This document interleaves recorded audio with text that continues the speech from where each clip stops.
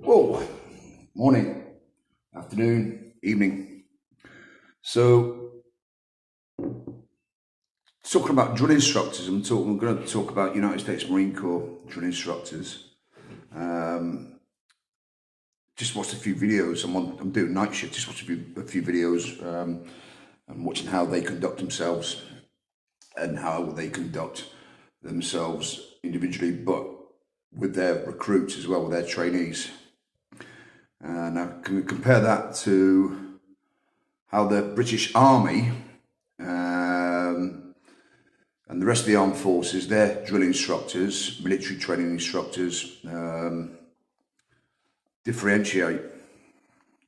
Now, just to give you a bit of background, I served in the British Army for 23 years. I've been outside now for 7 years. So I served from 1988 to 2011, so 23 years, there or thereabouts. And I was a drill instructor, amongst other things. I spent 4 or 5 years in a training depot, a phase 2 training depot. Phase 1 is the initial recruit training. Phase 2 is where they do their trade training. So they come to me, not just me, but they came to our depot as a trained soldier.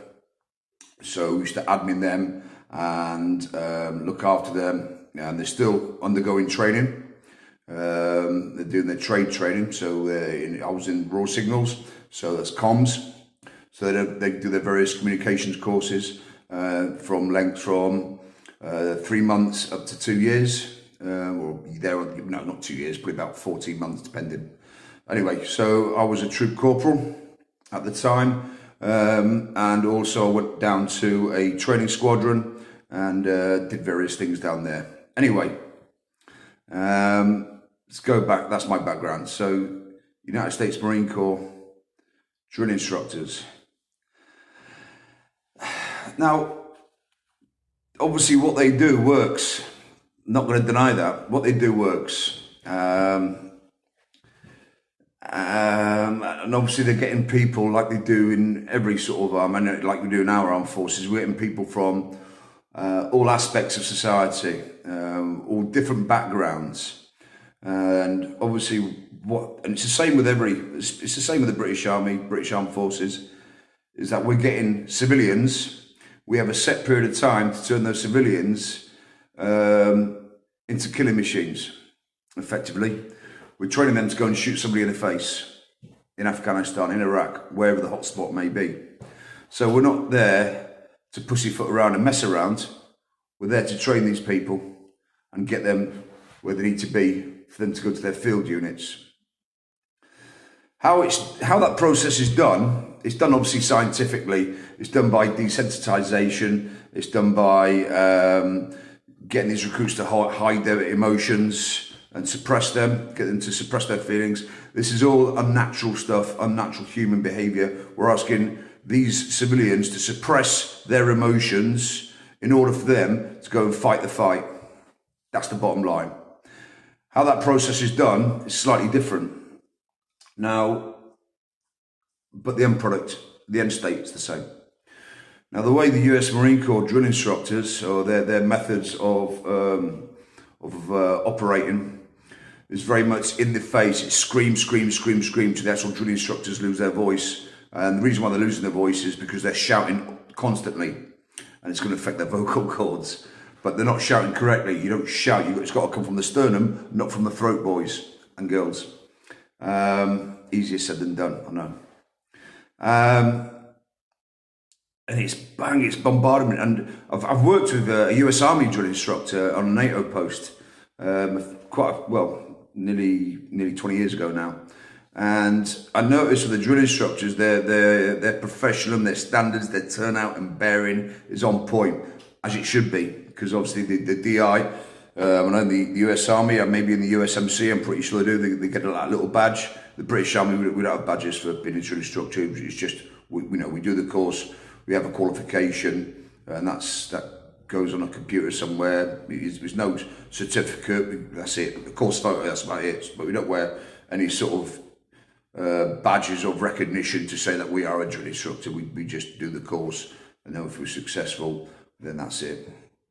But you guys, yeah, you like you say, you're faultless, you are on point, and you cover all aspects of military training. As a US Army or US Marine Corps drill instructor, you cover everything. Now, as a British Army drill instructor, we don't, unless we go and get certified in various aspects. I taught first aid or battlefield casualty drills. I did equal opportunities training as well, and I did all sorts. But as a drill instructor, we are purely teaching drill, as in marching, and all that sort of, or formations, or all that sort of. That's what drill manoeuvres, as the Americans would say that. I think you call formation is we call that getting on parade. You call it a formation. We call it getting in three ranks. All right. So we teach drill, and the aim of drill is to provide an obedient soldier, and the second aim of drill is the basis of all teamwork. Yeah, there's a Guards saying, this came from an old garrison sergeant major of London district called Perry Mason, who's now passed away. But he used to say, and he was a very impressive figure, get it right on the drill square, you get it right in the field. Now, it sounds a bit cliche-ish, but it's actually true if you think about it. Like I say, the aim of drill, provide an obedient soldier, and it's the basis of all teamwork. Now, that's what a British Army drill instructor does. He's just teaching the drill, okay? And it's a lot of people don't like it. A lot of people in the forces hate it, but it's a necessary thing. It's a necessary aspect of military training. So that's what we do. We don't scream and shout. Quite like what I've seen the United States Marine Corps drill instructors, we don't scream. The only time we scream, we don't scream, we talk loudly to make ourselves heard, to make a point. We don't swear. We shouldn't swear. We are there to coach and mentor, but at the same time, we're not there to pussyfoot around talking shit. We've got clear things that we need to be said, and we need to say it. So if you give out sloppy words of command, 100% that squad of soldiers is going to produce sloppy drill.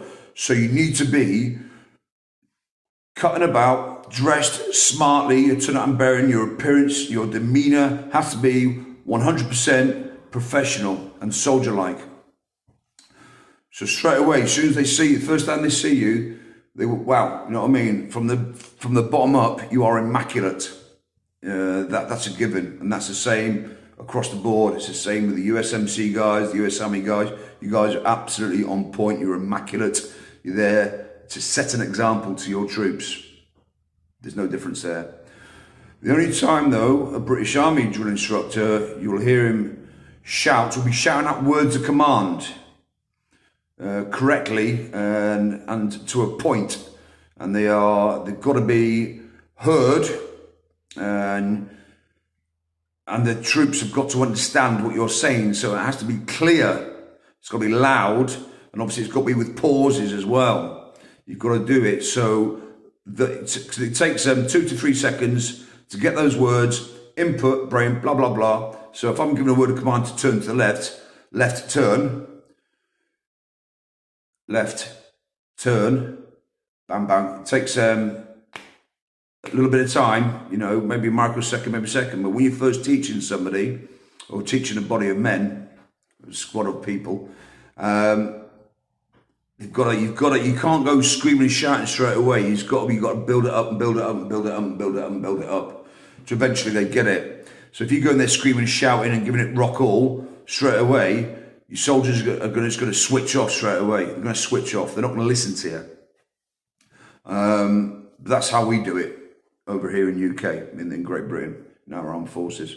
I'd imagine you do the same, because what I see is YouTube videos and documentaries. I'm sure when cameras aren't there, things are a little bit different. I don't suppose it's 100% screaming all the time. I'm sure when you're coming in the evening, you've got to coach your Marines, you've got to coach your soldiers, you've got to actually physically talk to these people, screaming and shouting 24/7. it's not going to work. It's not going to work.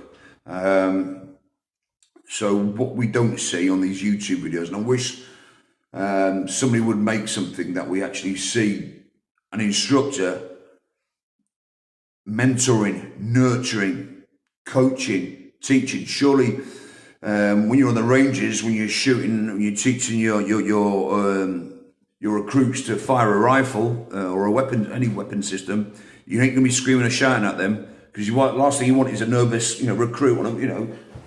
So you need to be slow, methodical. It's got to be more about coaching on that particular aspect of military training for sure, and I'm pretty sure you guys do that as well. But sometimes it seems a little bit comical, and there's no disrespect to the United States Marine Corps drill instructors at all. But we always see you scream, bah, bah, bah, bah, bah, and that's probably day 1, day 2, day 3, first week, second week. And I'm sure as you go through the training, that becomes less and less and less. And once you've weeded out the non-hackers and got the guys and girls that want to be there, then, once they've got it, once they're with the program, then, bang, But obviously you're keeping them on their toes at all times. And it becomes a little bit more psychological. It's down to them to have some self-motivation, self-discipline, because you're obviously going to be assessing them and watching them 24/7.